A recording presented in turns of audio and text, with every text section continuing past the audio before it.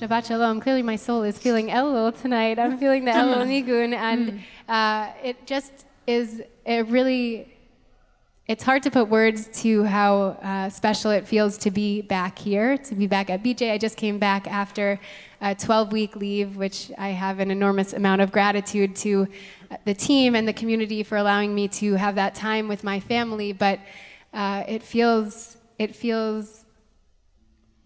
I'm having trouble putting words to it. It feels special and unique to come back to my spiritual home and my spiritual family here at B'nai Jeshurun. And Vayishlach brings us, our Parsha this week brings us the story of Yaakov. It's a really dramatic story. It's a really beautiful, a little bit scary if you look at the text, and it's only a few psukim, only a few lines of Yaakov wrestling with this Ish, wrestling with who the commentaries say is potentially an angel, who comes to him that Jacob is at the edge of a river. He's alone in the dark before dawn. It's just about to come, so it's really the dark of night. And he's there alone, and this Ish comes out of nowhere and starts wrestling with him. And the text tells us that right before the dawn breaks, the Ish, or this angel, says, I have to leave, I have to go right now. And Yaakov, in his audacious manner, says, you're not going to go anywhere until you give me a blessing. He asks him for a blessing. This, after they're wrestling, after they're fighting in this darkness, it's a pretty incredible moment in and of itself right there. And this is the conversation that then happens between them. He says, Vayomer alav ma shemecha, and he responds, he says, the Ish says to him, what is your name? And he says to him, Vayomer Yaakov. He responds, my name is Yaakov. And this Ish, this angel, says to him, Vayomer lo Yaakov Ya'amar od shimcha ki im Yisrael ki sarita im Elohim ve'im anashim vatuchal. That your name is no longer going to be Yaakov because you struggled with God and with man, and now your name is going to be Yisrael. You're going to have this name Sarita, this name Yisrael, with that idea of struggling. And so we actually have become B'nai Yisrael. The Jewish people are known as B'nai Yisrael, the children of Yisrael. And there are many, many commentaries and commentators who say, why is it that this name goes from Yaakov to Yisrael? And why are we called B'nai Yisrael? What could be the meaning of that? And there are those from the 1500s and the 1800s and Hasidic masters and many different who explain it as saying that Yaakov, this name Yaakov, is the idea that it's referring to Yaakov when he's an individual. But when he's Yisrael, he's taken on this communal idea, the idea of being one who is for the people. And Rabbi Elimelech of Linz, who's from the 1700s, explains that the name Yaakov and Yisrael are really placeholders for two different approaches to our relationship with the divine. Yaakov gives us that yirat shamayim, that fear of heaven, and Yisrael refers to the love that we have, that ahava, that connection we have through love. And then we have other ideas from the Orach Chaim, which says systemically, it demonstrates actually that Yaakov is, whenever the Torah describes Yaakov, it's talking about somebody who's in a low place, somebody who's sad, somebody who's downtrodden.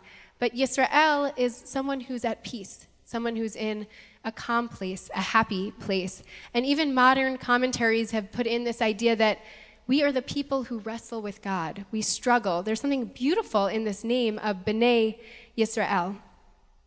And so over my time, over the past 12 weeks, I've had the opportunity to be a part of B'nai Yisrael and travel to many different synagogues for different family smachot, for different family celebrations.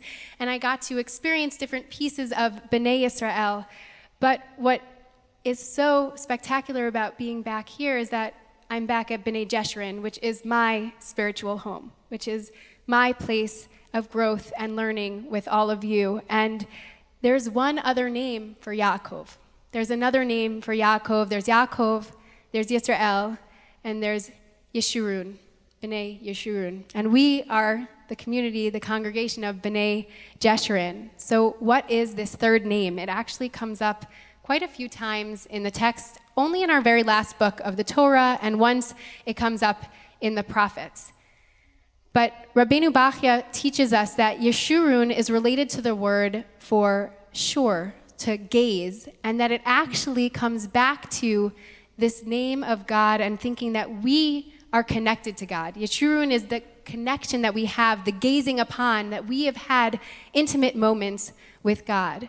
And then we have the Vilna Gaon, who explains Yeshurun is the word for shir, the word for song, an allusion to the fact that the Jews sang praises after the Exodus.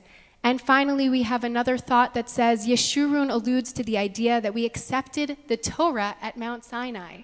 This word Yeshurun, the root of it, and playing around with it, we get shur and shir and shira, all names for different pieces of our spiritual lives. And we are the people of Torah. We are the people of song. We are the people who are seeking relationship with God, and that is exactly what this community is all about. We are here on Shabbat, the heartbeat of B'nai Yisrael, the heartbeat of B'nai Yeshurun, and we get to experience this together. We get to sing, we get to seek, we get to learn, we get to love, and we get to challenge, we get to push each other. And the Zohar, why do we have these three names? We love layers and levels, and it says that Yaakov is the first layer of spirituality, Yisrael, the second layer, and Yeshurun is that deepest layer. We are a congregation that is always striving to go deeper or even higher and higher